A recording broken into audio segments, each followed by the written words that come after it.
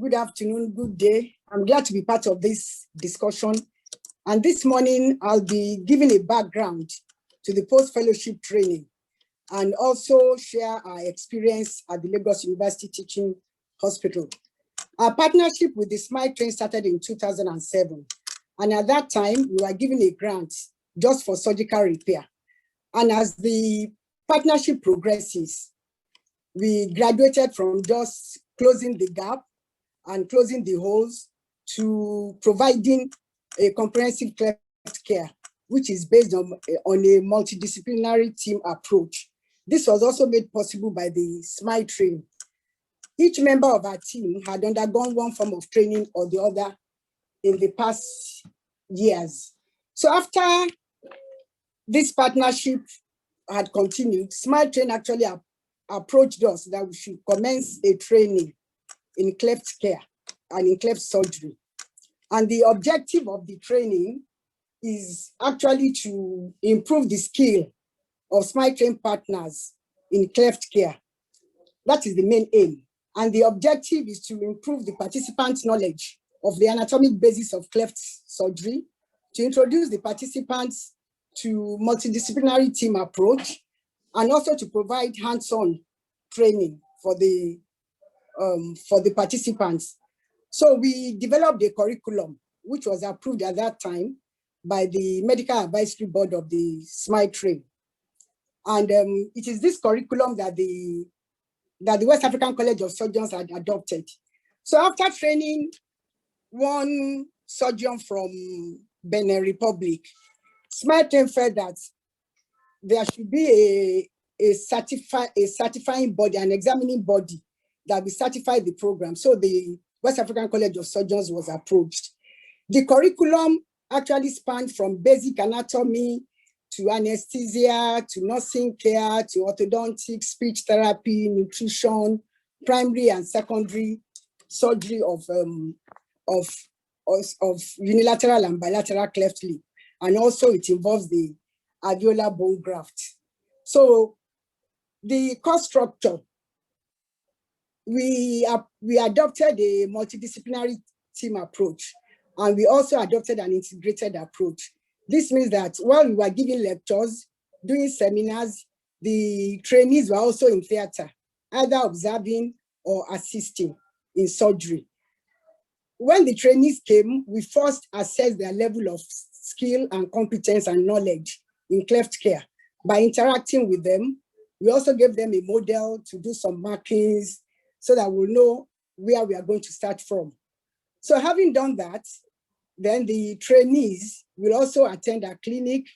They rotated through the different aspects of the cleft care that we provide. They went through the speech therapy, the orthodontics, and also the nutrition aspect of the training. So the curriculum was actually, the training was structured in about 4 modules. Module 1, Module 2, Module 3, and Module 4. Modules 1, 2, 3, and 4, we had lectures going on, we had seminars going on, and at the same time, the trainees were also attending, the clinic, they attended the ward round, and they were also in theater. And lectures were given by the surgeons and the members of the team, including the nurses, the speech therapists, and the orthodontists. So after the assessments, we have a similar module that the candidate or the trainee will have to practice on. When we are satisfied with that, then the trainee can now do his or her marking live on the patient in the theater. So we continued with this, and at the same time, they were rotating through the different aspects.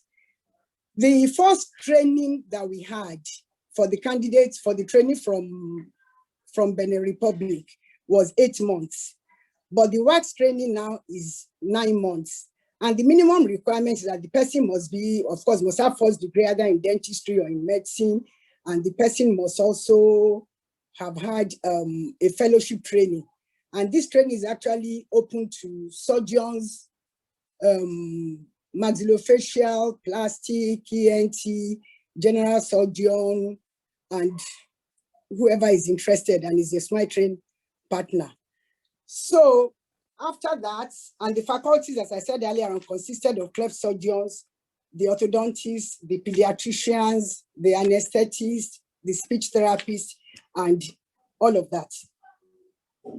So the mode of delivery of the lectures is actually, we employ self-studies, we employ didactic lectures, seminars. The trainees were given topics to go and work on, and then they prepare the topics for seminar, and they were also assessed during the seminar, and they were scored.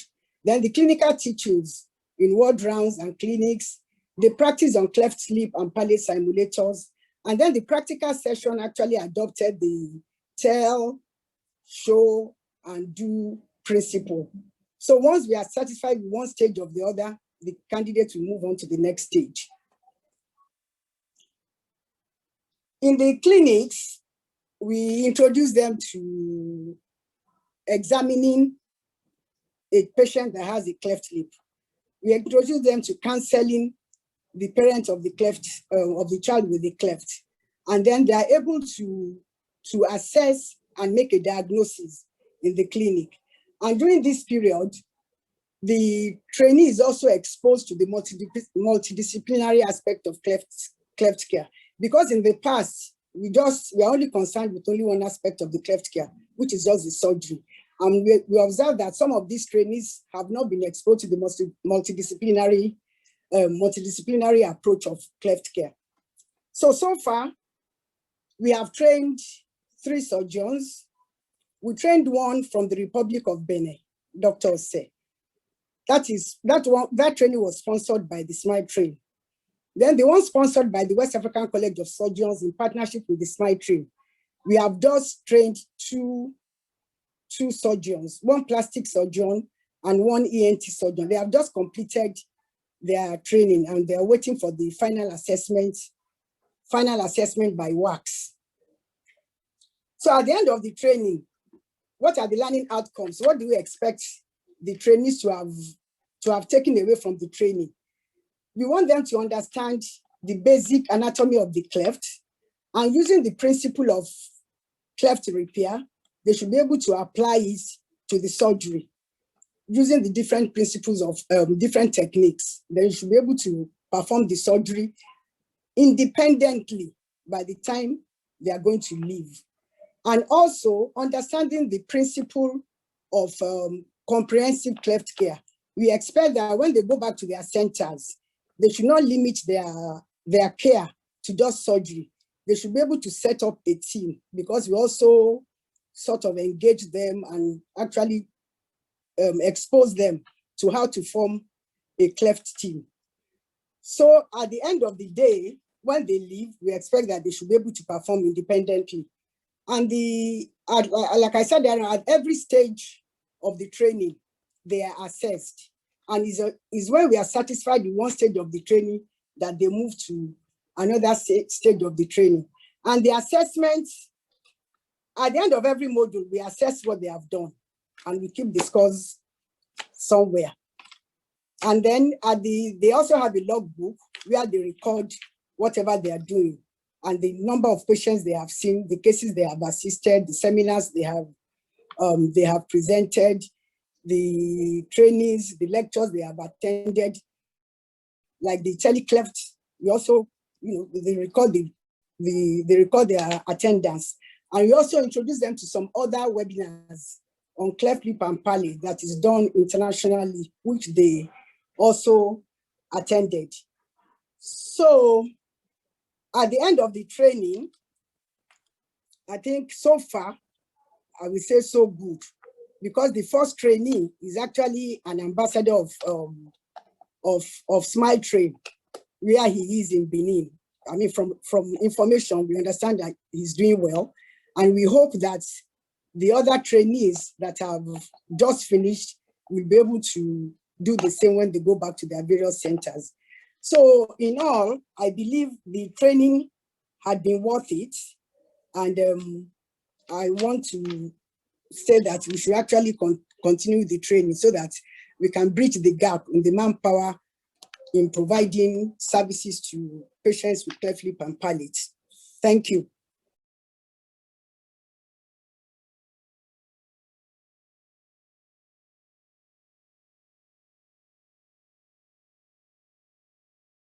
This is just an outline of the talk.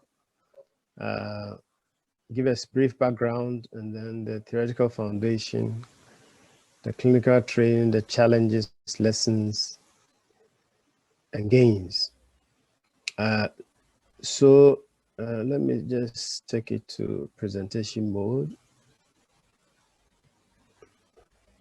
Okay. So the training we had one trainee. He's a plastic and reconstructive surgeon who did his training at Konfanoche Teaching Hospital. Now, he had been exposed to cleft work or cleft surgery mainly in the course of his training, but he had limited hands-on experience. In fact, he had never really operated on a cleft in the course of his training.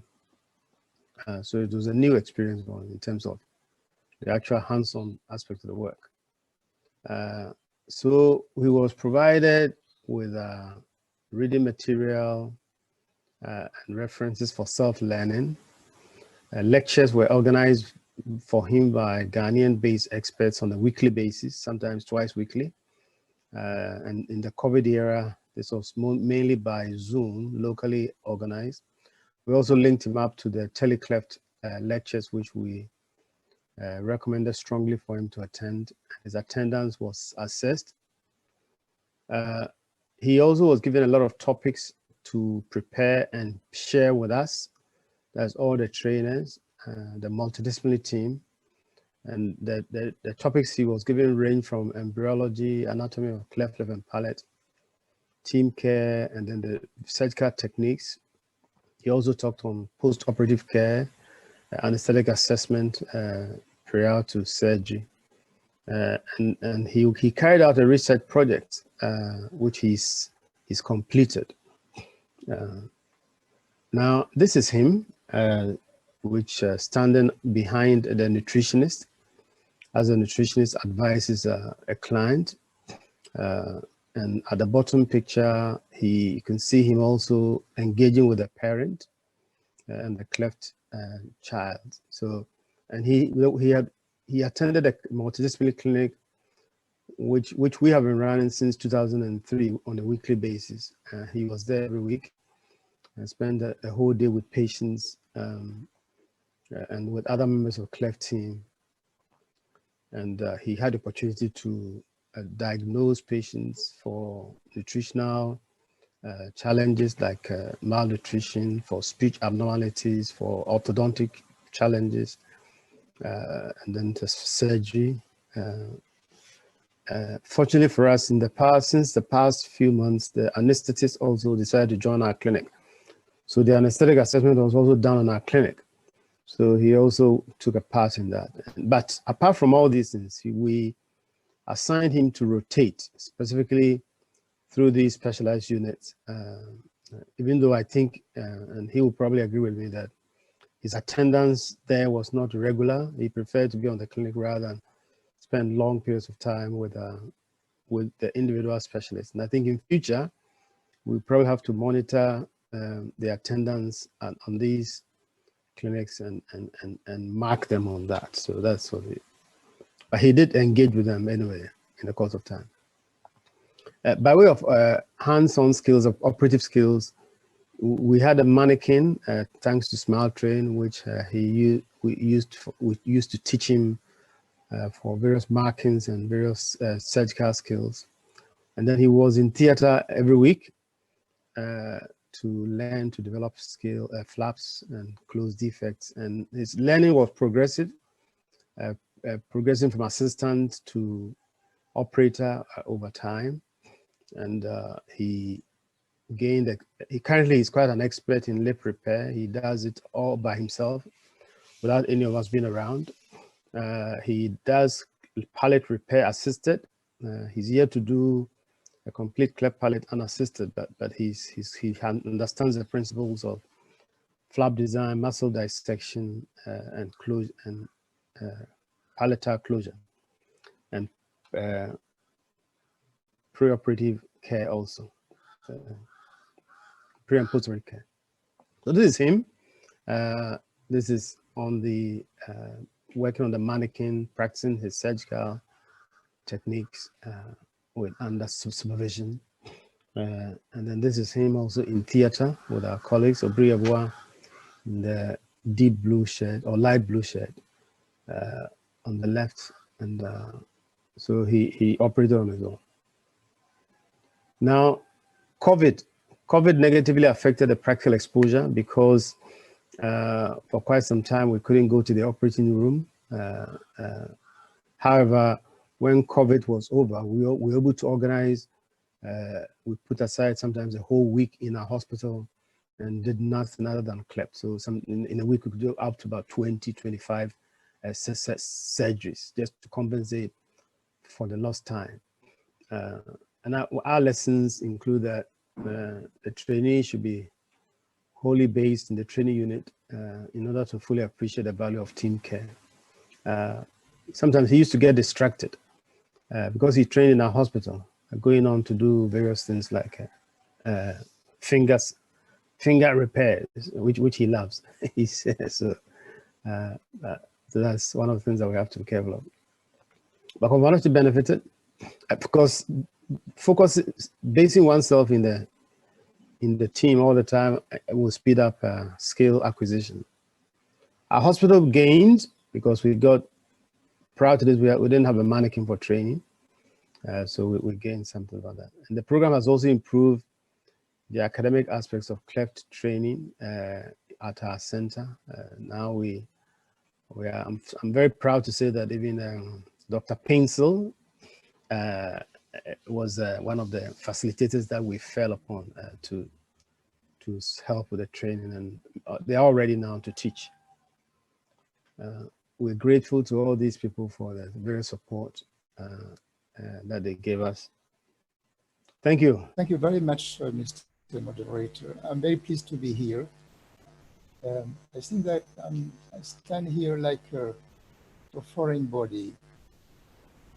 You have heard about foreign bodies of nose and ear or upper respiratory tracts. I stand here, I can say, like a foreign body because I'm a francophone, number one. And number two, I'm not a plastic surgeon, nor maxillofacial, nor neurosurgeon.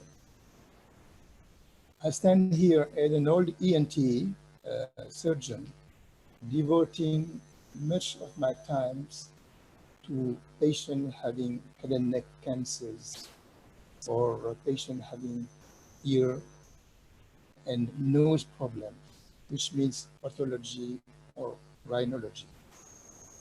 Talking about cleft and palate surgery, I was trained on the ground when I was a resident in an ENT department, and I started doing surgery since then. And I kept doing that surgery until we received the first maxillofacial surgeon and plastic surgeon. So literally I stopped doing that surgery, and I kept doing that and just when I organized outreach ENT missions. When I organize ENT outreach mission, I practice and I operate on patients having cleft of the palates or the lips.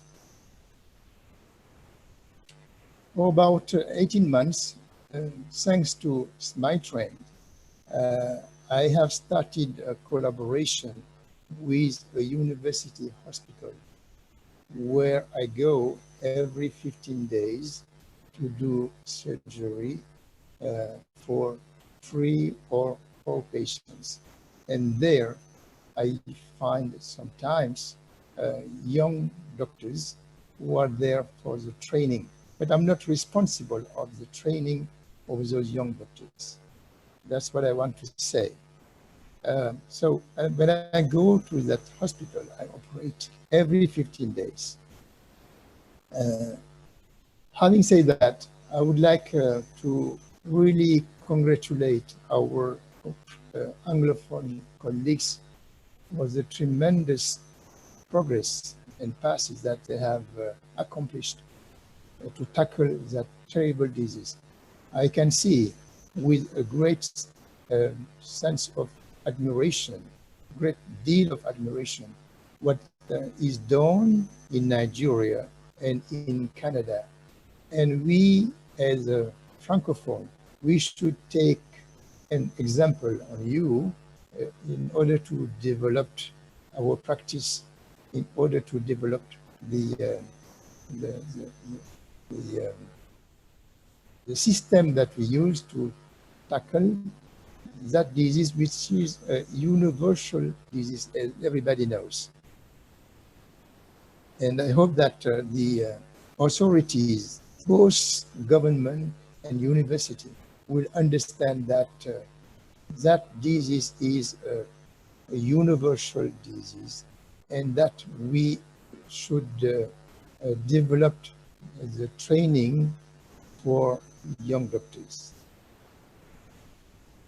That's what I wanted to say for the beginning. Now, about the impact of COVID-19 in our daily life, that impact is obvious. It is obvious in every type of cleft care, and therefore in training. Whatever the type of cleft is, the COVID-19 is there, and its impact is obvious for at least two reasons. Number one, we have noted a shortage of coming patients in the centers, especially centers without a free surgery system due to loss of income.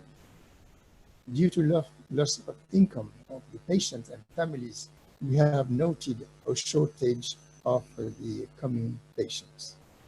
And therefore, we note also a drastic reduction of occasion and matter for training, and therefore a reduction of capacity of training. That's very simply what I wanted to say to begin my contribution to this great panel.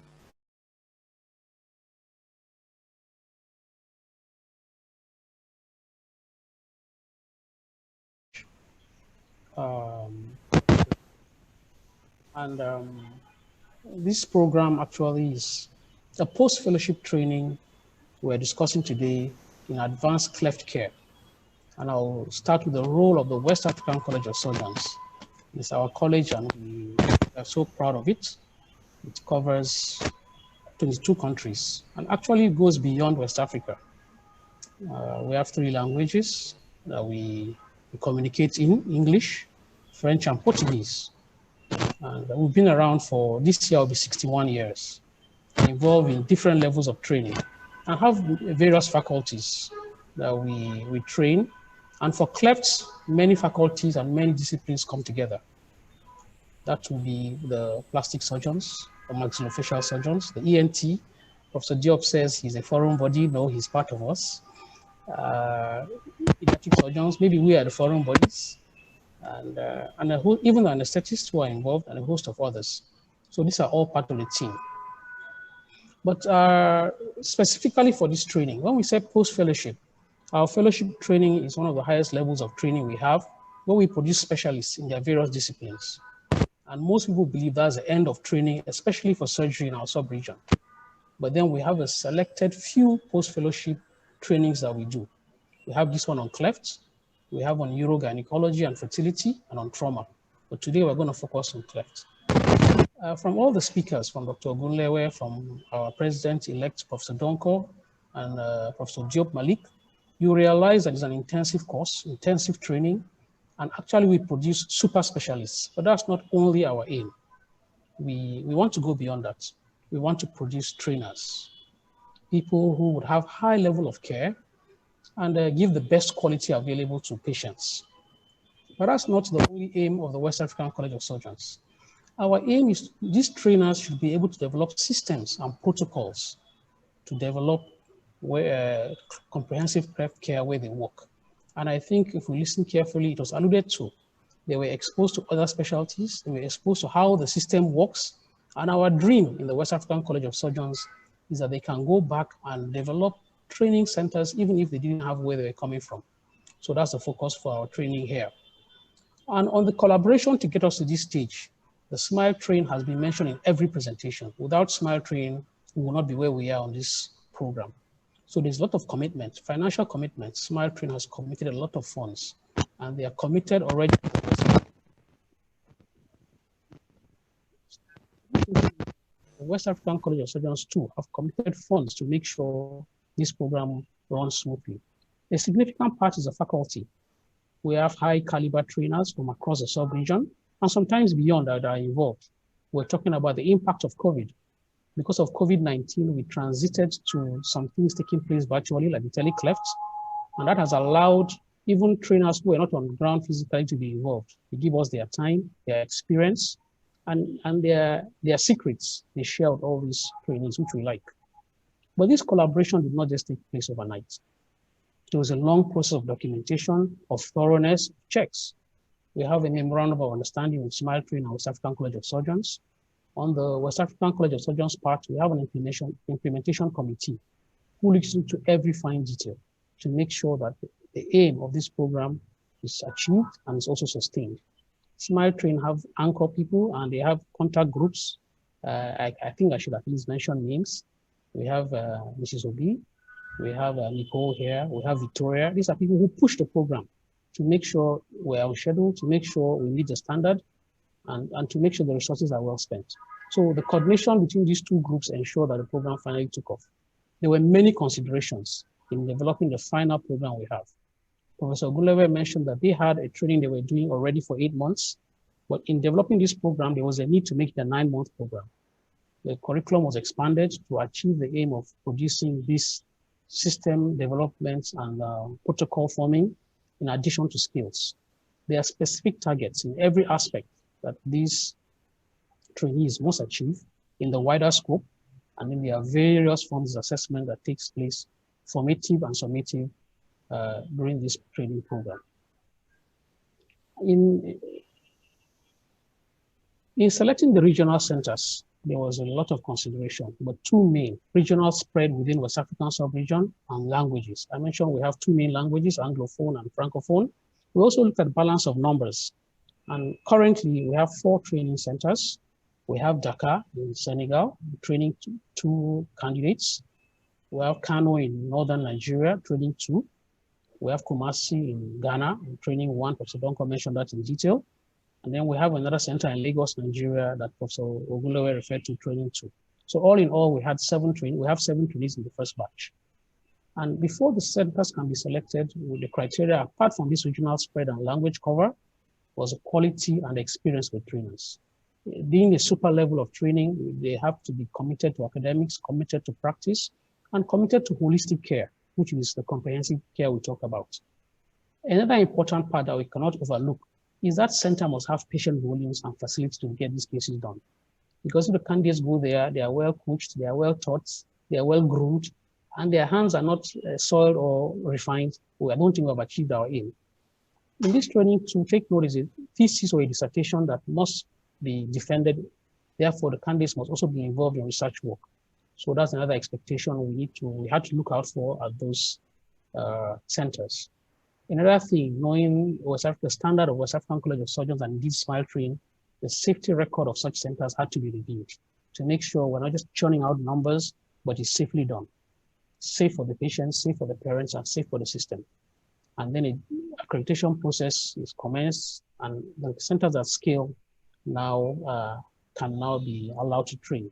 What about the candidates? Who can apply? Who should apply? Who has this opportunity? The advert was placed on the website of both West African College of Surgeons and Smile Train, and other sites. Other sites was widely publicized.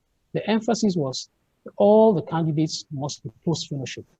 You must have fellowship in surgery of the relevant fields of interest. But take note, it's not restricted to only fellows of the West African College of Surgeons. Fellows across or other colleges in our sub-region, even beyond, are free and are still free to apply. However, these trainees must have a commitment to serve in their home countries and in their regions. And there's a duration. About 18 months after training, you must go back, serve, develop systems, and train. Because a lot of commitment of training and funds is spent on them, and we think we want to see the impacts within the community. I put a question mark about institutional support. I think Professor Donko alluded to that if the institutions where these candidates work do not release them 100% to do this work, on site to do the work, and be trained appropriately, there may be some half measures. If they have to run back and do other things, it may be difficult. But then again, I think institutions who employ our trainees would also want them to render service where they work. So they need to have protected time. And if you ask me, they need to have time that is protected, that is salaried. They still need to be paid, and that will allow them to do their work. And when the candidates apply, the West African College Surgeons Committee screens and shortlists, and then post them to the various centers. The candidates can give their preferred center, but then the final decision is made by the West African College of Surgeons Committee. This is now sent to Smile Train, who accepts to support, because that's part of the commitment. They support these trainees financially, a significant support for transport to the sites, support for accommodation for the duration, support for doing their thesis, and also support for the process, the administrative process that runs the course. So it's a significant support that takes place. Then we need to assess the impact of this training. What really are we assessing? There's academic impact, there's hands-on impact, but for us, the impact should be on the patients. Is there better quality of care to these patients? Is a team being developed when they go back to where they work? Or are they going back to be solo surgeons? Can they develop centers and systems to work and sustain cleft surgery? And do we get publications from all this? I think these are useful things to assess as impact of the program. And I think with time, 18 months and beyond, this is going to be assessed. The next important impact is, did they produce others? Were they real trainers? But thinking about the future of the program, I think we need to expand training opportunities, probably open more centers, because there's a lot of interest in this program. And currently a center in Enugu, Nigeria is going through the process of accreditation. If they scale, there will be an additional center there. And then that would also translate to candidates. We may get more candidates able to access this training. And with more centers, more trainers that will be training these trainees will develop and therefore expand the quality of care. I want to talk about the impact of COVID here on virtual sessions. After, as the Secretary General of the West African College of Surgeons, overseeing all the 4 centers, it occurred to me that I think COVID is also a blessing, because my recommendation is henceforth, there should be a virtual interaction between all the centers.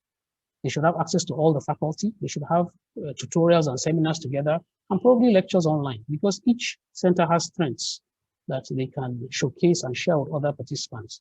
So I think that is a strong consideration that should be done. And we should do it. For now, we're doing it only Francophone and Anglophone. I think we can sustain that. Smile Train is able to support us with interpretation if necessary. So we're producing the surgeons, and we're talking of comprehensive care. We need to consider other members of this health team. There are a lot of specialists, the speech therapists, the nutritionists, the orthodontists, the anesthetists. They should be the same 9 months or less or more, and work together to know how it works. So that, I think, is another consideration of the future. An important question will be the financial support. Anything that starts usually will have an end. For now, it's a 5-year program with Smile Train. Is it going to continue? We hope. If it doesn't continue, it doesn't stop the program. So we need to think, what is the future? Smile Train needs to look at it and see, was the aim achieved? Do they want to go ahead? The West African College of Surgeons too need to consider that is a good program, we need to go ahead. What does it really cost if Smile Train does not continue or funds are not available? Or if somebody beyond the sub-region who doesn't fall under this catchment area needs to participate? I've reviewed what it costs. I think to me it's a minimum of $6,000 for 9 months. That's a lot of money. And I think $6,000 is focusing on the training. I'm not looking at home support, family support from that you need to take care of. So that's a lot of money for each training. Would we accept non-SMILES train sponsored trainings? I think we should, because the idea is to get the Cleft treated, to get the family supported, and to get the community better. So I think, but the $6,000 to me is my minimum, spread across 9 months. And any individual who is involved and is not covered by this SMILE train opportunity needs to consider that. And therefore, I go back to institutional support. If an institution can support you in any way, that would be useful. Governments too can play a role if you can advocate and show them the need why a high level of Cleft care is necessary. And as a last resort, I think individuals who are really committed and interested should consider self-sponsorship from other non-governmental organizations. So thank you very much. I just want to add that the first batch is about rounding up, and the advert for the next batch of training should be out in the next couple of weeks. By April, it should be out. Look on the website of the West African College of Surgeons and SMILE Train. And then I think be free to apply. It's a useful course to really enhance not only individual skills, but impact our community.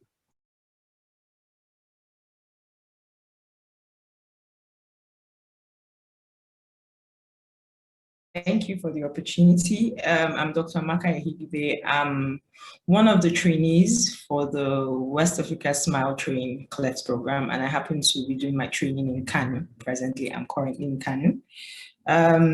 It's a very short time for me to say everything that we've experienced, but I'll try to make it really brief. The trainers that had spoken before had said most of what we have done. We had over the 9 months period, we've had lectures. We had seminars that were allocated to us. There are 2 of us in my training center, I and Dr. Farinyaro, who's a pediatric surgeon. We had topics to present seminars, and then when we were done with the lecture and seminar module, we went into journal presentations. We presented articles over a period of months, and then also started working on our research topics. Like everybody has stated, COVID affected hands-on, and also there happened to be the theater at my Kano center, at my center in Kano, so that also affected surgeries. But just like was done at Kumasi, the center where I am, and protocols in place and things in place to ensure that we have our surgeries now. So in the last 1 week, we had 10 cleft lips and 7 cleft palates repaired. They have actually applied for an extension from the West African College so that we could have enough hands-on experience. There's something some of the speakers, including the SG, had talked about, this post-fellowship being, a high degree of training to become trainers. So I think personally that it's really important for us to get the hands-on as much as possible. And then I also like the idea of us having, like a cohesive thing across the centers, because when I come to the not so, I had been told to talk about positives and then the not so positive things. Maybe I'll start with the not so positive, so I end on a good note. So one of the things that I saw during this whole training thing, my experience is, it felt like the training structure was a bit disconnected. Like everybody was just doing their own thing. Kumasi doing a separate thing, Lagos doing their own thing, Kano doing their own thing, Dakar doing their own thing. So I felt like, since it's a West Africa thing, we're all under the West African College of Surgeons, if it could be more cohesive so that we have a more united front presenting this candidates, these trainers, it will probably be good. In terms of having logbooks, some people had logbooks, some people did not. We don't know how many numbers and stuff like that. I just felt like, a more cohesive structure which applies to everybody will be good.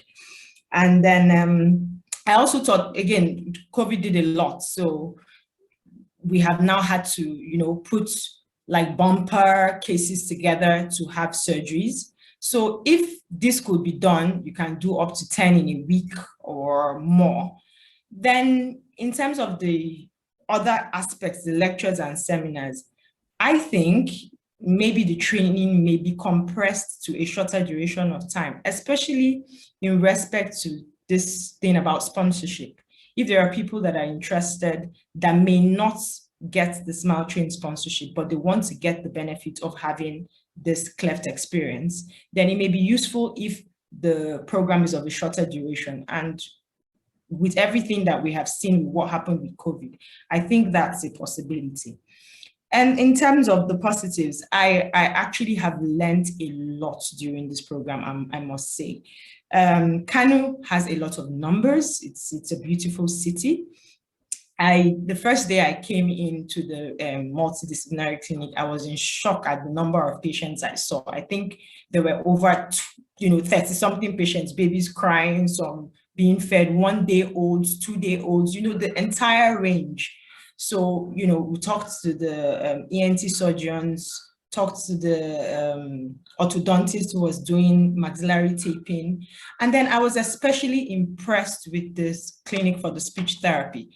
So, because a lot of the things she was teaching them had to be in Hausa, she had literally translated the whole speech therapy thing into Hausa and, was teaching them in their own diction. I was so impressed. It was a really good learning point for me. And then, talk to the nutritionist. Their nutritional rehabilitation, they go beyond. I hope you are winding up now, because yes, sir. 4 minutes. Yes, sir. They go way beyond what they should do to ensure that they get the numbers, getting in touch with the traditional birth attendants, a very good community mobilization program. So these were some things that I learned, and certainly I'll be going back to put together to try and put together a comprehensive team. Also, in terms of the entry level, the specialty of the people that come in, I don't know if it's something that maybe the college and Smile Train will be able to look at. Definitely, I do believe that having previous Cleft experience will be a great advantage. And then for those that don't have a previous Smile Train Cleft experience, they may require a longer training time. But all in all, in summary, I think that this program is a very good initiative, and with a little tweaking in the terms of structure and all that, we can definitely get it right. Thank you very much. Thank you, Amaka. So we have 3 more short presentations. Then Dr. Dati will take over the Q&A session. So please, if you have any questions, a few have trickled into the box. So if you have any questions, please put it in the Q&A box and the appropriate time.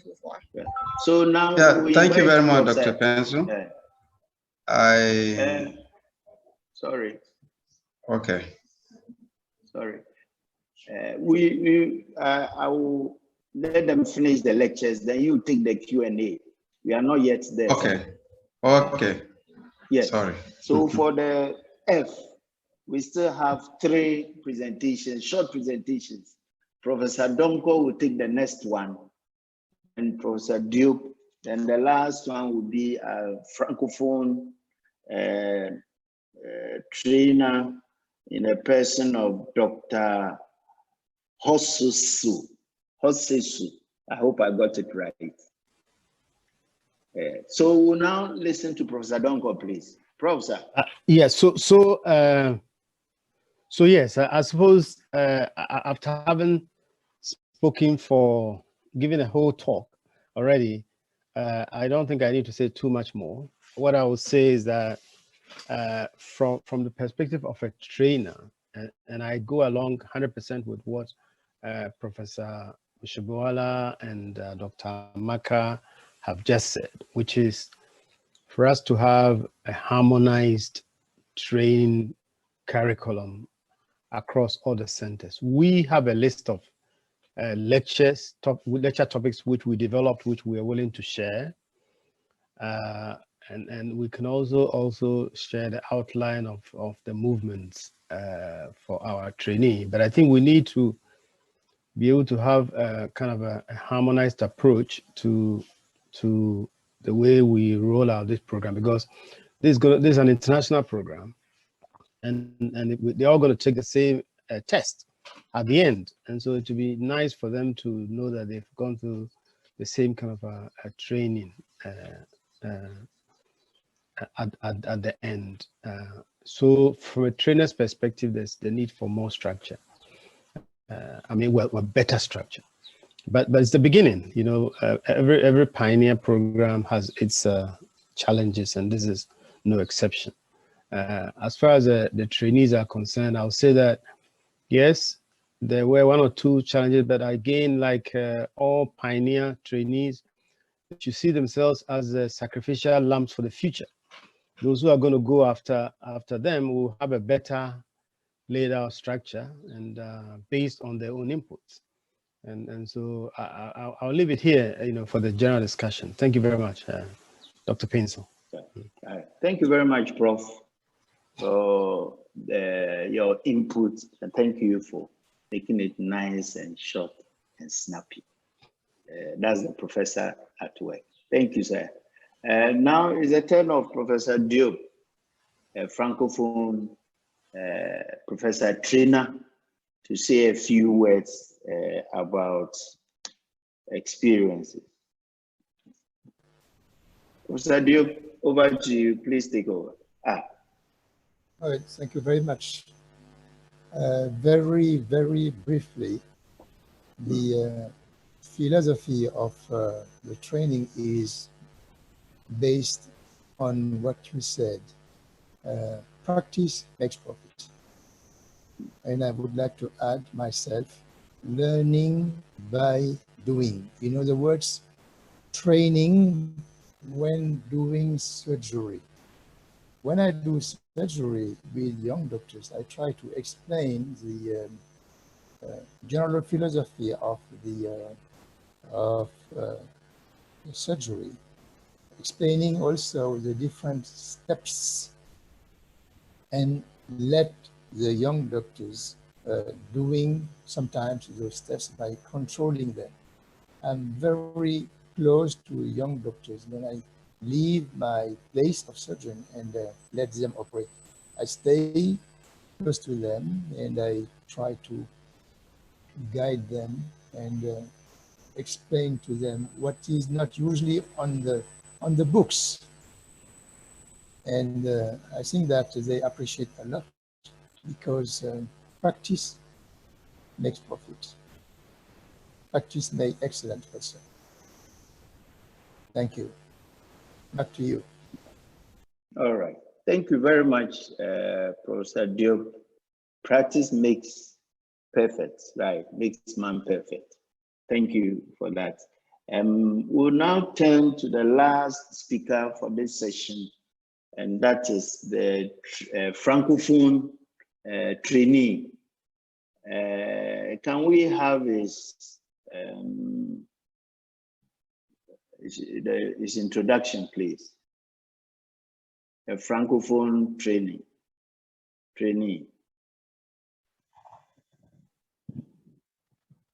Nicole. Please, the questions. Good. Dr. How do you pronounce your name, sir? It's Ganjel Wesu. Okay, Wesu. Right. Wesu, good. We're not shown your profile, so maybe you say a few words about yourself, and then maybe have the next 5 minutes or so, together with a little introduction about yourself. Thank you very much.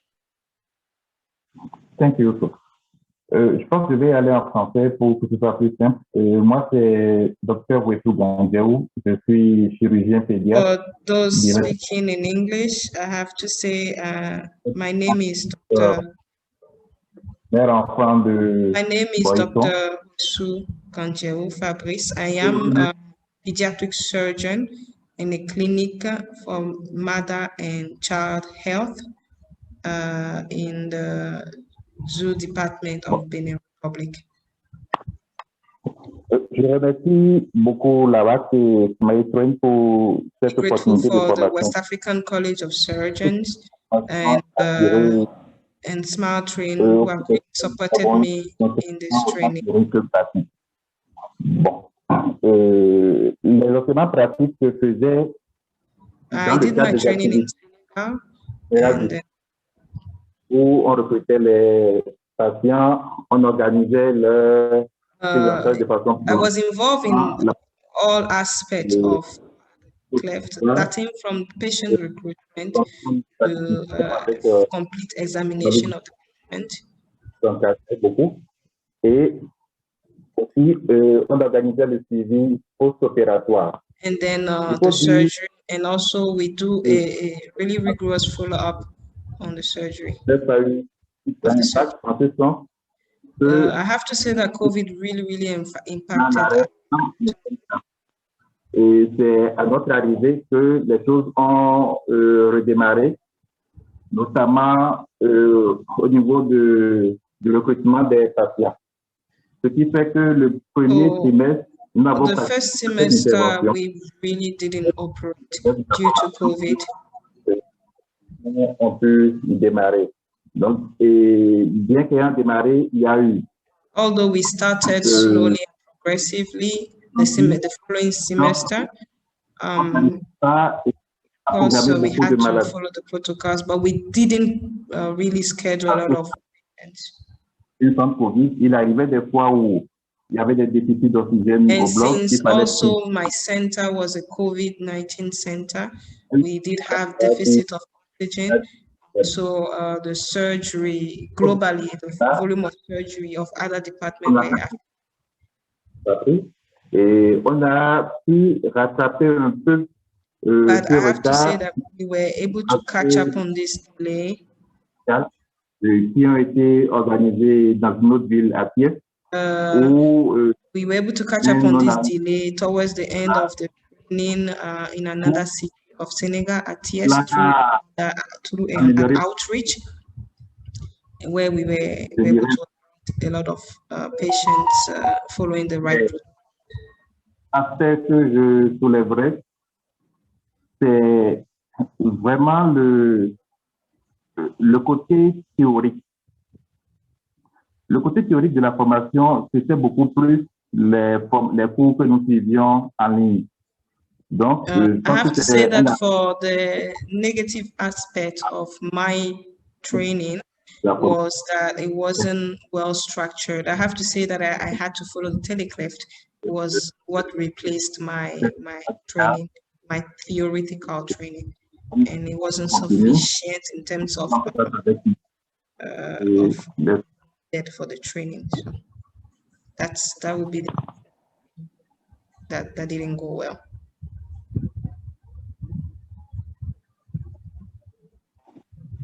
Okay, are you done? Vous avez fini? Vous avez fini? Yeah, right. Okay. So we will now hand over to Dr. Dati to take the Q&A session. We have about 15 minutes to do that. Over to you, sir. Nous allons maintenant démarrer l'aspect des questions-réponses. Donner la parole à Dr. Dati pour qu'il puisse modérer cette section. Merci. Thank you very much, Dr. Pensio. So far, so good. We now go to the Q&A. I think I've put down some of them here. There are no other. There are a few others in French. Maybe Nina will address that. Happily, some of the questions that were posted here have been answered from the presentations ahead, but we can still go over them. There is the question that said, is the curriculum specific to West Africa or all Smile Train programs, for example, in East Africa like Kenya and other East African countries. This, I think, was mentioned by Professor Philip, but over to him to say one or two words on that question. Thank you very much. Sorry, for that Professor. Interest, especially. Yeah. Okay, go ahead. I think both Professor Ogunlewe and I discussed the curriculum. She went into detail. Exactly. And I think I'll give her a few moments to reply. But for me, I think Cleft curriculum is universal. It's universal and can be adopted in any region. So there may be some local adaptations just to fit in needs, but I don't think it's restricted to just West Africa. I wonder what Professor Ogunlewe's thoughts would be. I agree with Prof. I agree with Prof. It should not be restricted. It should cover every area because it's the same thing we are teaching. Yeah. Thank you very much. And I remember well that this has been answered by the what both of you presented ahead of this question. The second question I have here is, what is the cost for the program? That is Kenyans. I believe this question came from somebody residing in Kenya. So again, to Professor Phillips, will you want to say something on that, because you touched on cost as well? Oh yes. Currently, it's totally subsidized by both Smile Train and the West African College of Surgeons. But I've reviewed the 9-month program and various aspects of it. My estimate is about $6,000 minimum. Transport to and fro, I mentioned, accommodation, materials, internet, and a lot of host of others. So my estimate is going to cost, it may vary based on where you go or the cost of living or where you train. I think it's about $6,000 for 9 months. Okay, thank you. Permit me to add, to ask as a rider, will there be a fee, a course fee in the future as a way to sustain this program? I think that's an interesting question, and it's for consideration. Yeah. And I think it may be a way out, because if there's a course fee, it may look like a hindrance, but I think it should be an opportunity. It should be an opportunity for prospective candidates to say, oh, I have a fee to pay, and then get support for that. It's a lot easier if you can present such a fee. But it's something to consider. Thanks for that question. Yeah, I think it's good to use the template we use for exam now, because exam fee gradually until it is sustainable. Okay, thank you. Then there is a question that says, can a maxillofacial surgeon who is a specialist registrar, I think he wants to say a senior registrar or specialist registrar, can he or she join the program?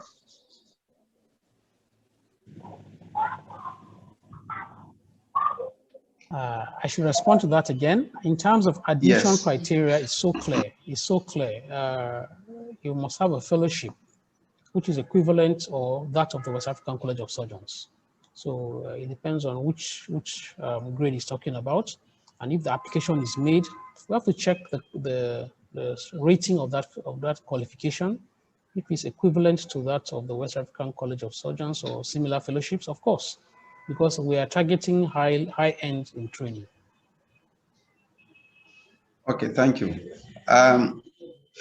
Again, let me ask another question on behalf of the participants, that as the advert, or are you planning in the next advert to mention the equivalent, the fellowship equivalent in other regions, so that they will be able to apply, so they are properly guided?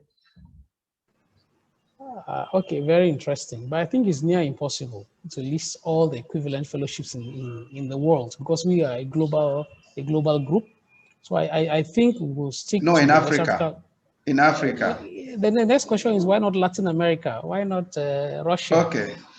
So I think we'll just say post-fellowship, And when the applications come, then we grade it as such.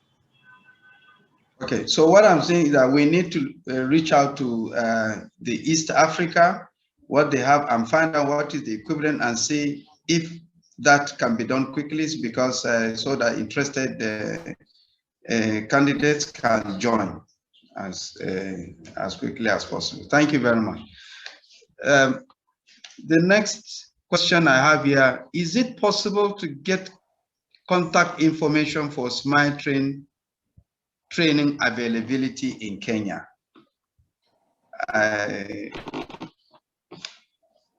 I don't know what that means. I think they are trying to, the question is referring to the fact that can this training take place in Kenya? That's the way I understand this question. So again, I don't know, this is open because it's not specific to,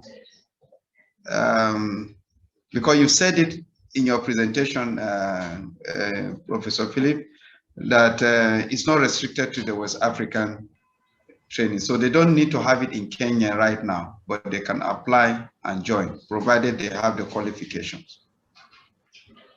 Yeah, but I think SMILE Train should respond to that. They're looking for they're looking for contact information. And I think SMILE Train should have such that they can provide for that discussion. And I believe they're available to respond to that now. So they are all around. One of them should say something. Dr. Dati, may I? Yeah, Esther. Esther. Right. Thank you, Dr. Dati. Thank you, everyone, for the contributions. We do have a partnership with COSEXA, which is the East African counterpart of WORKS, and we are providing training for Cleft through COSEXA. And so the person who is asking the question could reach out to me, and I'll put out my email in the chat. Okay, thank you very much. So what is the average duration of this practical training for your resident? I remember this question was specifically addressed to Professor Peter Donko. Okay, so well, definitely for my maxillofacial surgery residents, they only start doing cleft surgery after the membership. So and that will be so, and they will be exposed to cleft surgery for a minimum of 2 years. Until they take the fellowship. So that is just because they get exposed to it every day or all the time, and so that's what I would say. Minimum of 2 years, usually more than 2 years. But while I'm on that, let me say this, that I think with regard to this particular type of post-fellowship training, because the individual is already a surgeon, what I would suggest we should really be doing is rather than partition the training into a theoretical phase and a practical phase, we should have an integrated training program. So when they come in, while the theoretical training is going on, they should also be exposed to the practical aspects. In other words, they should be with us on the clinic from day one. They should be with us in the theater. They should be with us. They should be exposed to the mannequin training, all those, so that it just fuses together in their mind. But of course, the progressive acquisition of skills will mean that you don't pass on responsibilities to them. So you pass surgical responsibility to them based on the skills and the level of training. So that's what I would like to say. Yeah, so, and that is how we do with our fellowship trainees. So yeah, thank you. Yeah, thank you very much. I think one of the trainees, I think that Maka mentioned the need for cohesion, which it was acknowledged that there is need to standardize the structure of the training, and that this can be taken care of in this manner. And like you said, they are the sacrificial lamb, of course, but then it all will not be in vain. There will be future trainers. So these are the questions I have here in English. I think there are a few others in French. I don't know if Nicole will help us or Nina to read them out in English. Yes, I can help on that. In You. French, the person says, bonjour, est-ce que pour la formation, un infirmier peut être formé en anesthésie? Si oui, comment y accéder? So the person is asking, is it possible for a nurse to be trained in anesthesia? If yes, how can she access the training?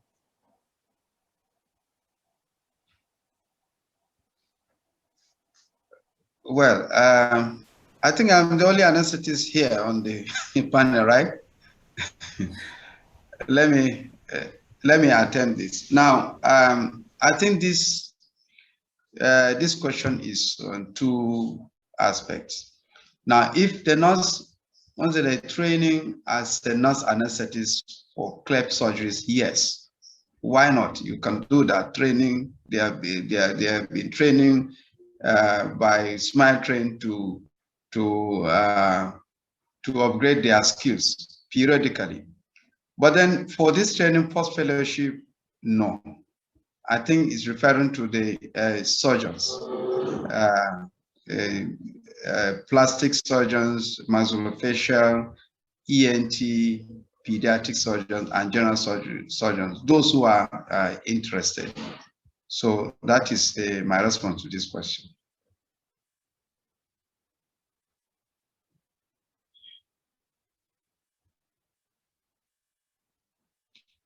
Do you have other questions? I think there is one or two more.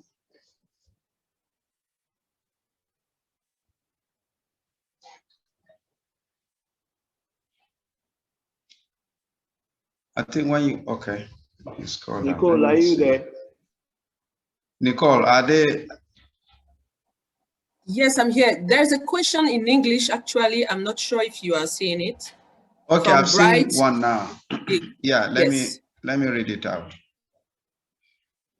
It's a good morning, all. My name is Bright Otohile, a trainee at the Lagos Center. I want to appreciate the college and Smile Train for this laudable program. It's been a nice experience and very good training period in Lagos, Nigeria. We had a well-structured and intensive program. Kudos to Professor Gule in Lagos. I want to suggest to the college to make the program an MSc Master's program, since there is a journal publication and thesis defense as part of the program. And if that is not possible, that part of the program should be removed. I believe Professor Gule will be in the best position to respond to this first. No, I think the SG is in a better position to respond because this is a okay. program. So I SG, think you are father now. We'll come back to you. Yeah, I think this is one of the benefits of having interactions like this. We get feedback, direct feedback. And I'm sure, I will assume he wants value. He thinks a master's is valuable. He says he has a good master's. He's met the minimum criteria. But the fellowship training is indeed very high. It's higher than a master's. And then this is a post-fellowship, which means is the icing on the cake that is already iced. But I think based on the academic structure, a master should come from strictly a university, which is not impossible to arrange. But it's a feedback we have gotten, and I think we'll consider all that and see how we can consider it. But the issue about scrapping the publication and the research aspect, I think is useful, because if you're going to run a center and there's no evaluation based on research and letting the world know what you do and encouraging others to do the same, I think it will be a loss. So indeed, the research aspect is a useful part of the program. Thank you. Thank you very much, Prof. I want to add that the research aspect, when you have your dissertation, you can actually publish a part of it, make 2 or 3 papers out of it, and then continue to publish along that line. So it is not lost. Like he said, from the title of the program is post-fellowship. So for now, masters will not be appropriate to convert the program to master's program. Thank you very much. I don't know if there's any other question. Okay. There is a question right after that. Is there a need to certify the trainers?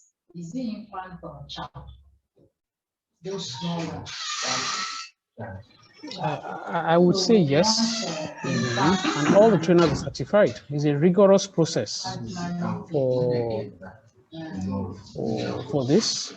And as a follow-up to this, which I think has to go through the processes of the West African College of Surgeons, which is a recommendation I want to mention. I will not go into details here. Because we've gone through a rigorous process, I think there should be an official recognition of the trainers. Yeah. An official recognition of the trainers. It's a recommendation I'm going to put forth because a lot is being done by these trainers. A lot of commitment, a lot of input. It's high level, and we recognize it, we acknowledge it, but it needs to be tangible in terms of the currency that academics talk about. So I think that's a good question, and the college, a proposal will be made on that in that regard. So thank you. I think in terms of that, let me ask, when finally it scales through all these processes for official recognition, which is good for the trainees, it may not happen with this first batch, but when finally it is done, will you consider combining them so that they get recognized? Oh yes, in evolution, yes, and the recognition will be formal. Like, well, I cannot really, that's a recommendation that will be made, believing that the Council of the West African College of Surgeons would accept it. A formal, comprehensive recognition. Okay. Thank you very much, Professor Philip. There is a question in French. Nicole? Oh, there is a one. Let me read out the English one. There is another one. The training is structured. Okay. Okay, it's Dr. Adebola that was responding to the question. Now there is a question in French. Nicole, kindly help us with that. And Yes, Nicolas, sure. you answer these in French. We should be getting ready to wind up, isn't it? It's almost 11 now, Nicole. Yeah. So you deal with this and then closing remarks and we'll be done. Thank you. Great. So the person is saying, quelles sont les conditions claires pour bénéficier de cette formation sur les fentes? What are the clear criteria to benefit from this training about Cleft? Okay. Please say it again. What are the clear conditions, the clear criteria to benefit from this Cleft training? Yeah. Probably Professor Duke will say something to that. Yeah. Thank you. Okay. Hello? Go ahead, we can hear you. Go ahead, we can hear you. Hello. I think that the training should be opened to young doctors embracing specialties like maxillofacial surgery, oral surgery, pediatric surgery, and ENT also. We get to know that being a few number of surgeons able or ready to get the training, then this possibility should be open to the widest numbers of young doctors. We have many patients, we have few doctors. So all in all, I think that that training should be open to those young doctors, embracing those specialties that I have just mentioned.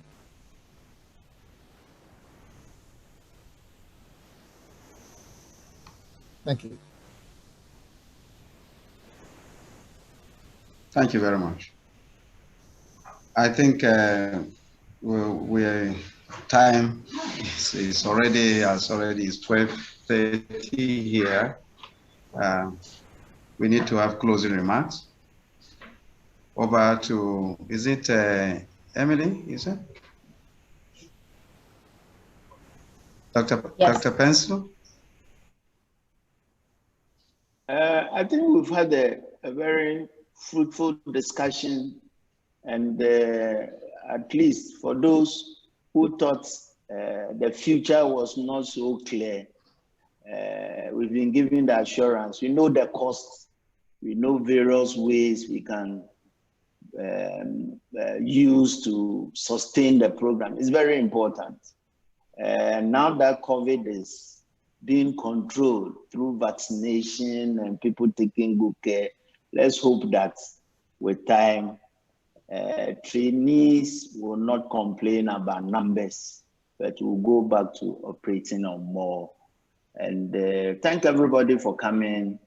And let me thank my co-moderator. It has not been an easy job, but thank God we have been able to do this. Thank all the panelists